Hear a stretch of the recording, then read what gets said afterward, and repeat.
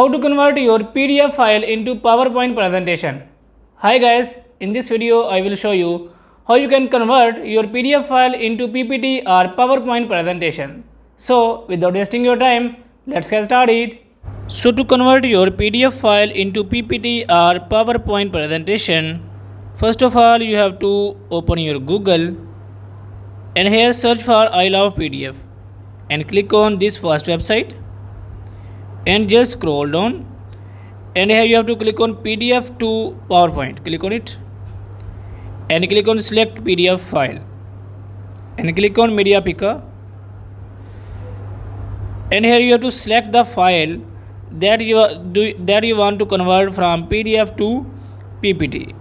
So I have this file I want to convert to PPT. I will just click on it and convert to PPT.